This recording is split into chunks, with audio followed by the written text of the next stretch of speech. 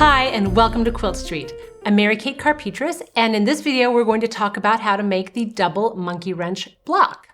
It is a very easy block. I love this block. It is so versatile. It's fun, it goes really quickly, and it's adaptable to so many different color combinations. And again, as with a lot of blocks, really what you want to be thinking about is value and how those colors play against each other, how those fabrics play against each other in terms of light or dark to make the design pop. This is the block in front of us, double monkey wrench. Now, some of you might be thinking, isn't that a churn dash? Yes, in a way. The thing about quilting is we have so many names that sometimes they float throughout history. You know, it was an oral tradition that was passed down a lot before it started to get written down. So for our purposes today, we're calling this double monkey wrench, but it also sometimes is called churn dash. So let's take a look at it. This is a 9-inch block. And I want you to think about it in terms of a 9-patch layout. It is a modified 9-patch. We have 4 half-square triangle units, and we have 4 pieced squares, and then we have our center. It's really simple. So let's just take a look at how we go ahead and make this. Start out with our half-square triangle units.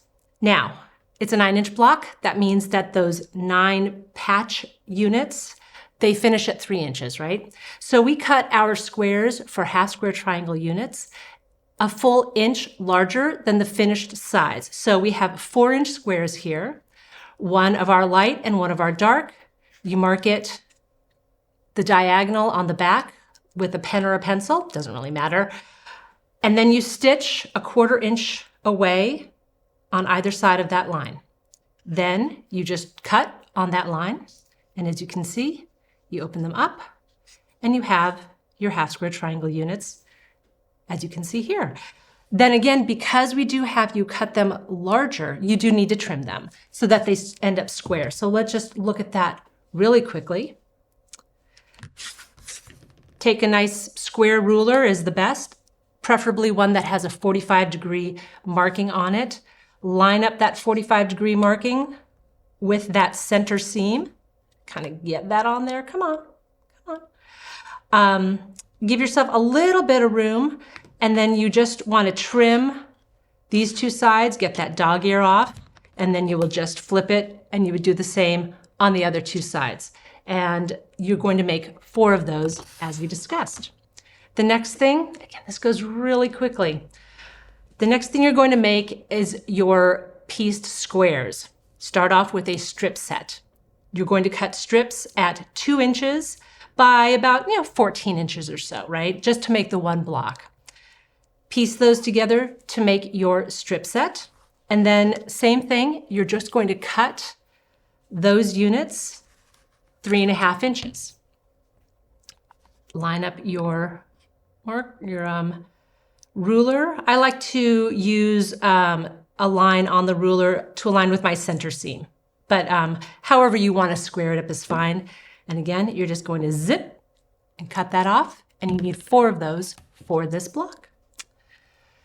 So that's all you need to do to make the units you need for this block. Let's take a look at it. Then you lay it out. Pay attention to the orientation of your half-square triangle units so that the dark is facing inward toward the center. And the dark portions of your pieced squares are also toward the center. You're going to join these into 3 rows, and then you're going to join your rows. The version that we have here is the simplest, where you have just two fabrics. But I want to show you what it looks like if you add in a 3rd in the center. So I'm going to just kind of push these together so that they look more like what you would see in a block. But then let's swap in this medium value square, and it's a little bit larger of a print. It's more of a medium scale rather than these small florals and blenders. And look at that. Isn't that pretty? That is so pretty. I just love how it pops. You get a completely different look.